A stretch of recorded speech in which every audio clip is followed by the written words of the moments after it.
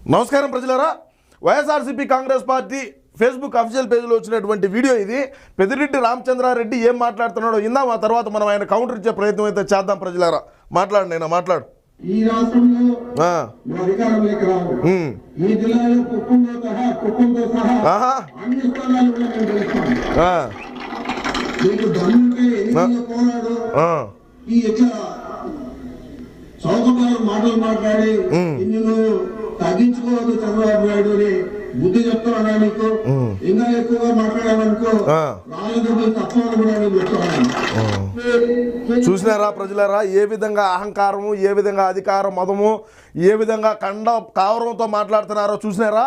కుప్పంతో సహా గెలుస్తానని చెప్పి open challenge చేస్తున్నాడు పెద్దిరెడ్డి రామచంద్రారెడ్డి. పెద్దిరెడ్డి రామచంద్రారెడ్డికి నేను ఓపెన్ ఛాలెంజ్ చేస్తున్నా. నువ్వు ఈసారి నీ నియోజకవర్గంలో నువ్వెట్ట గెలుచావో చూద్దాం. చిత్తూరు జిల్లాలో మొత్తం వైసీపీగా వచ్చాయని చెప్పి మాట్లాడుతున్నావు.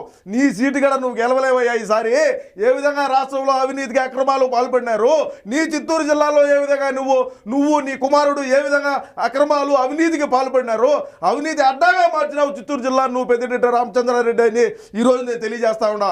Yes, open challenge. నువ్వు ఎక్కడైనా సరే నీ జిల్లాలో నువ్వు అభివృద్ధి చేసినట్టు ఉంటే ఏ రోజైనా ఇట్లాంటి చౌకబారిన మాటలు మాట్లాడేది ఎవరయ్యా? తెలుగుదేశం పార్టీ కార్యకర్తలు మాట్లాడినారా? నాయకులు మాట్లాడినారా? మీరే కదా మాట్లాడుతూ ఉన్నారు. ఈరోజు ఎవరు మాట్లాడినారు ఇటువంటి లంగా మాటలు? కుప్పంలో గెలిచి నువ్వు కుప్పంలో కూడా వైసీపీ గెలుస్తాదంట. చూద్దాం అది కూడా. నీ బతుకు ఈసారి మీరు ఏడ గెలుస్తారు? మీరు ఎన్ని స్థానాలు వచ్చాయి? Why not 175? ఏం పెరిగి కట్టలు కట్టినావాడా? రాష్ట్రంలో ఏ విధంగా పరిశ్రమలు తెచ్చినాము, ఏ విధంగా నిరుద్యోగులకు మేము ఈ విధంగా ఇచ్చినామంటున్నారు. ప్రతి సంవత్సరం జనవరి 1 నుంచి జాబ్ క్యాలెండర్ అన్నారు. ఎన్ని జాబ్ క్యాలెండర్ వదిలేరయ్యా మీరు? ఏ విధంగా నిరుద్యోగులు ఉన్నారయ్యా రాష్ట్రంలో? ఏ విధంగా మాట్లాడితే వాలంటీర్లు జాబులు అంటారు. వాలంటీర్లు ఇచ్చే 5,000 రూపాయలతో వాడు కుటుంబాన్ని వాడు పోషించుకొని వాడు బతకగలడా? మీకేమో లక్షలు కోట్లు అవినీతి సొమ్మంతా దొబ్బి మీరేమో పెద్దోళ్ళు కావాలా? రాష్ట్రంలో ఉండేటువంటి యువత, చదువుకున్నటువంటి వ్యక్తులందరూ కూడా 5,000 పనిచేయాలి మీ దగ్గర. అదే మీరు చేసేది, అదే మీరు తెచ్చే అభివృద్ధి, మీరు చేసినటువంటి అభివృద్ధి. మాట్లాడంగా.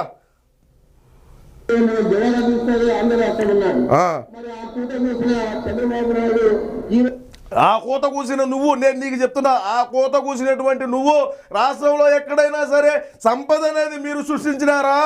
రాష్ట్రంలో ఆదాయం అనేది ఎక్కడున్నది? మద్యం మీద తప్ప. మీరు సకాలంలో ప్రభుత్వ ఉద్యోగులకి జీతాలు ఇచ్చిన పాపాలు పోయినారంటే ఈసారి మీకు ఉద్యోగులే ప్రభుత్వ ఉద్యోగులే మీకు గద్దె దించుతారని తెలియజేస్తున్నా. చెప్పుగా. నేను అంతకంటే ఎక్కువ ఇస్తాను గ్యారంటీ గ్యారంటీ. నీకే గ్యారంటీ లేదు. నీకు గ్యారంటీ ఉండదా? నీ జగన్మోహన్ రెడ్డి గ్యారంటీ ఉండదా? రేపు ప్రభుత్వాలు మారితే నీవు ఆడుంటావు. నీ జగన్మోహన్ రెడ్డి ఏ జైల్లో చెప్పుకొడు తింటా ఉంటాడు. మీరు జగన్మోహన్ రెడ్డి బయట తిరుగుతాడు, జగన్మోహన్ రెడ్డి ప్రజల్లో ఉంటాడన్న గ్యారంటీ మీకు ఉండదా పెద్దిరెడ్డి? నేను అడుగుతా ఉన్నా, ఈరోజు సూటిగా ప్రశ్నిస్తా ఉన్నా. దీనికి ఏం సమాధానం చెప్తారు చెప్పండి, చెప్పు. ఏం గ్యారంటీ ఉంటాడని అడుగుతారా? చంద్రబాబు నాయుడు తప్పుడు మాటలు చెప్తాడు.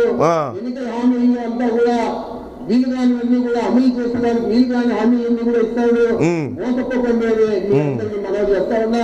మీరు కూడా మన నియోజకవర్గంలో ప్రతి ఓటర్కు కూడా ఆ విషయాన్ని తెలియజేయాలని కూడా మీకు మనం చేస్తాం. ఇకపోతే ప్రజలారా, ఈ పెద్దిరెడ్డి రామచంద్రారెడ్డి అనేటువంటి వ్యక్తి ఏ విధంగా అక్రమాలు చేసినాడు, ఏ విధంగా అవినీతి చేసినాడు, రాష్ట్రంలో ఉండేటువంటి ప్రజానీకాన్ని ఏ విధంగా భయభ్రాంతులకు గురి చేసినాడు, దేనికైతే ఈ విధమైనటువంటి మాటలు మాట్లాడాల్సి వచ్చిందంటే పెద్దిరెడ్డి రామచంద్రారెడ్డి అనేటువంటి వ్యక్తి ఏ విధంగా అక్రమాలు చేసినాడు, ఏ విధంగా అవినీతికి పాల్పడినాడు. వీళ్ళ కొడుకు మిథున్ రెడ్డి ఉన్నాడు, ఆయన రాజంపేట ఎంపీగా ఉన్నాడు. ఆయన ఏ విధంగా కనీసం రాజంపేటకి ఆయన ఎన్నిసార్లు పోయి ఉంటాడు చూసేదానికి, ఆయన నియోజకవర్గంలోకి, ఆయన పార్లమెంటు పరిధిలో ఉండేటువంటి నియోజకవర్గాలకు ఎన్నిసార్లు పోయినాడు, ఏ విధంగా అభివృద్ధి చేసినాడు అనేదైనా ఒకసారి ఏ రోజైనా సరే ఇటువంటి లంగా మాటలు మాట్లాడంటారా అంటే వీళ్ళు ఒక మీటింగ్ పెట్టుకొని లేదంటే ప్రెస్ మీట్ ముందుకు వచ్చి మాట్లాడతారు. ఏ రోజైనా మేము ఈ విధంగా అభివృద్ధి చేసినామని చెప్పి ప్రజలకు తెలియజేసే ప్రయత్నమైనా చేసినారో పోనీ. మనం ఎందుకంటే అది చేసి మనం అక్కడ ఏ విధంగా అభివృద్ధి చేసినాము, ఎక్కడ మనం ఏమన్నా అభివృద్ధి చేసి ఉంటే కదా ప్రజలకు తెలిసేది. నీ నియోజకవర్గంలో రోడ్లు ఎట్లున్నాయి, ఏ విధంగా ప్రజలు అవస్థలు పడుతున్నారు, అనేది ఒకసారైనా సరే ఆలోచన చేసినాడే పెద్దిరెడ్డి రామచంద్రారెడ్డి అనేటువంటి వ్యక్తి ఈరోజు చంద్రబాబు నాయుడు గారిని కుప్పంలో గెలవలేమంటావా?